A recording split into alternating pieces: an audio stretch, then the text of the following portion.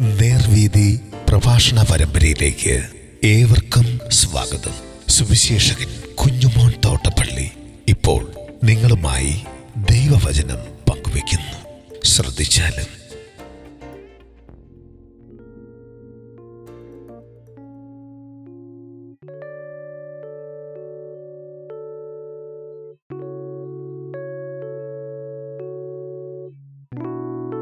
കപട ക്രിസ്തുക്കൾ.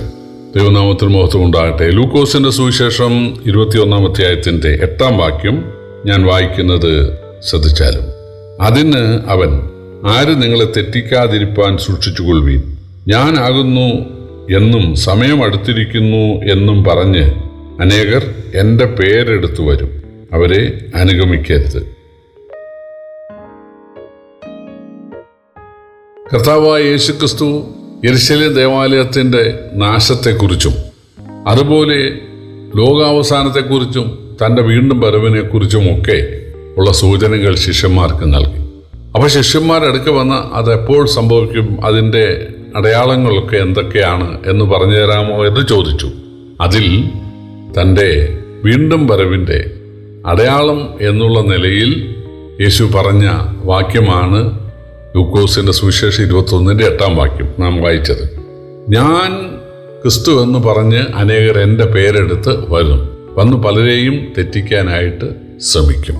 അതാണ് ഞങ്ങൾ സുവിശേഷം അറിയിക്കാൻ ഇങ്ങനെ വീടുകൾ സന്ദർശിക്കാറുണ്ട്, വ്യക്തികളോട് പറയാറുണ്ട്, കവലകളിലൊക്കെ പരസ്യവും നടത്താറുണ്ട്, റേഡിയോയിലൊക്കെ പ്രസംഗിക്കാറുണ്ട്, TV-യിലൂടെ പ്രസംഗിക്കാറുണ്ട്, വലിയ കൺവെൻഷനുകളൊക്കെ നടത്താറുണ്ട്, വീടിൻ്റെ മുറ്റത്ത് കൺവെൻഷൻ എന്നൊക്കെയുള്ള പേരിൽ ചെറിയ മീറ്റിങ്ങുകളൊക്കെ നടത്താറുണ്ട്.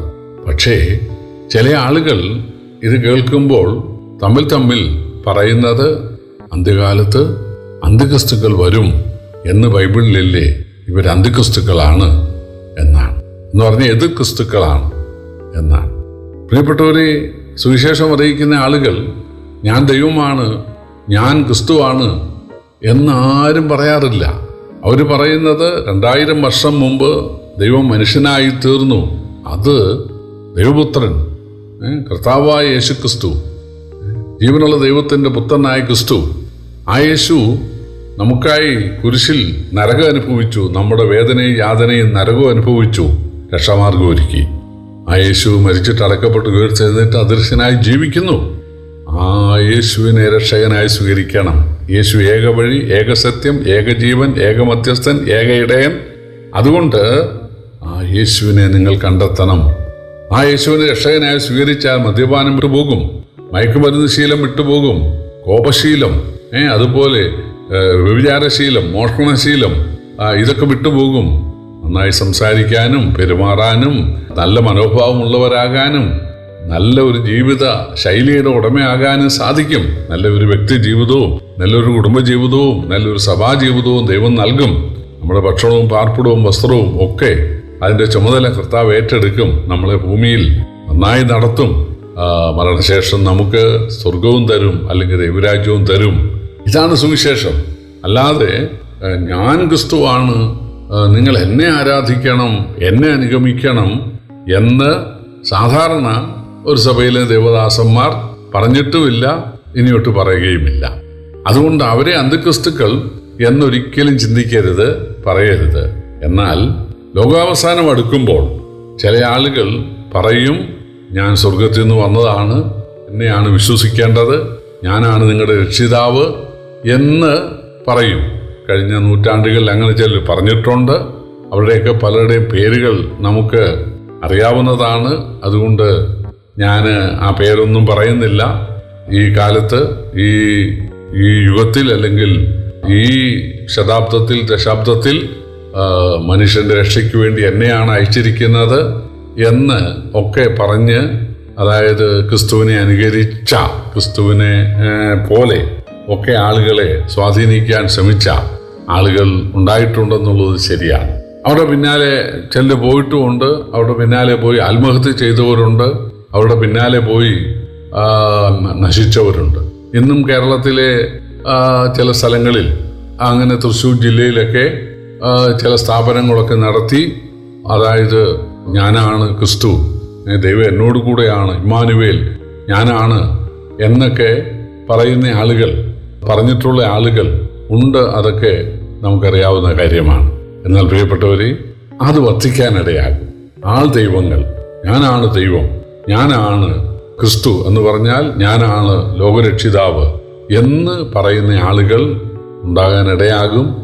അവരെ സൂക്ഷിക്കണം എന്നാണ് യേശു പറഞ്ഞത്. ലോകത്തിലെ സമ്പന്ന രാജ്യങ്ങളിലാണ് അവ കൂടുതലുള്ളത്. ദരിദ്ര രാജ്യങ്ങളിൽ കുറവാണ്. കാരണം സമ്പന്ന രാജ്യങ്ങളിൽ ഞാനാണ് മശീഹ, ഞാനാണ് ദൈവത്താൽ അയക്കപ്പെട്ട ആള്, ഞാൻ ദൈവത്തിൻ്റെ മനുഷ്യാവതാരമാണ് എന്നൊക്കെ പറഞ്ഞു പിടിപ്പിക്കാനിടയായാൽ എന്തെങ്കിലുമൊക്കെ ചെപ്പടി വിദ്യ അവർക്ക് കാണുകയും ചെയ്യും. ചിലർക്ക് അല്പ ഹിപ്നോട്ടിസോ ഒക്കെ അറിയാവുന്നവരായിരിക്കാം. അതുകൊണ്ട് അവർക്ക് പണം ഉണ്ടാക്കാൻ പറ്റും. അതുകൊണ്ട് അവർക്ക് വലിയ പട്ടണം പണിയാം, എയർപോർട്ട് പണിയാം, അവർക്ക് സ്വന്തമായി വിമാനം ഒക്കെ ഉള്ളവരായിട്ട് അങ്ങനെ അവർക്ക് ജീവിക്കാനായിട്ട് സാധിക്കും. അങ്ങനെ ആളുകളെ വഞ്ചിച്ചിട്ടുള്ള ആളുകൾ ധാരാളമുണ്ട്. എന്നാൽ പ്രിയപ്പെട്ടവരെ, അത് കൂടുമെന്നാണ് യേശു പറഞ്ഞത്. അതുകൊണ്ട് വാസ്തവമായി സുവിശേഷം അറിയിക്കുന്ന ആളുകൾ, യേശു 2000 വർഷം മുമ്പ് ലോകത്തെ സന്ദർശിച്ച യേശു ആണ് രക്ഷിതാവ് എന്ന് പറയുന്നവർ അന്ത്യക്രിസ്തുക്കളല്ല, അവർ എതിർക്രിസ്തുക്കളല്ല. നേരെ മറിച്ച് ഞാനാണ് ദൈവം, ഞാനാണ് ദൈവത്താൽ അയക്കപ്പെട്ട രക്ഷിതാവ് എന്നൊരാൾ പറഞ്ഞാൽ അവൻ എതിർക്രിസ്തുവാണ്. അങ്ങനെയുള്ള ആളുകളുടെ പിന്നാലെ അവരുടെ ആശ്രമങ്ങളിലും ആസ്ഥാനങ്ങളിലും പോയി വഞ്ചിക്കപ്പെടാൻ ഇടയാകരുത് എന്നാണ് യേശു പറഞ്ഞത്. പുസ്തകത്തിൽ 20 പൗലോസ് പ്രത്യേകം പറഞ്ഞു, ശിഷ്യന്മാരെ തങ്ങളുടെ പിന്നാലെ വലിച്ചു കളയാൻ വിപരീതോപദേശം പ്രസ്താവിക്കുന്ന ആളുകൾ എഴുന്നേൽക്കാനിടയാകും. അവർക്ക് യേശുവിൻ്റെ ആളുകളെ അവരെ വഞ്ചിക്കാൻ വളരെ എളുപ്പമാണ്. കാരണം പലരും വളരെ സിമ്പിളാണ്, പലരും നിഷ്കളങ്കരാണ്. അതുകൊണ്ട് അവരെ വഞ്ചിക്കാൻ എളുപ്പമുണ്ട്. അവർ ഔദാര്യമായിട്ടൊക്കെ ആൾക്ക് സംഭാവന നൽകുകയും ചെയ്യും. യേശു പറഞ്ഞു, നിങ്ങൾ വഞ്ചിക്കപ്പെടരുത്. യേശു എന്ന ഏക നായകൻ അവൻ്റെ ശിഷ്യരായിട്ട് കാണാതെ അവനെ വിശ്വസിച്ചുകൊണ്ട് അവൻ്റെ വീണ്ടും വരവിനായിട്ട് കാത്തിരുന്ന് ജീവിക്കുവാനാണ് യേശു നമുക്ക് നൽകിയ പ്രബോധനം, നമുക്ക് നൽകിയ മുന്നറിയിപ്പ്. കർത്താവ് നമ്മെ സഹായിക്കട്ടെ. കർത്താവിൻ്റെ വലിയൊരു നാമം വാഴ്ത്തപ്പെടുമാറാകട്ടെ.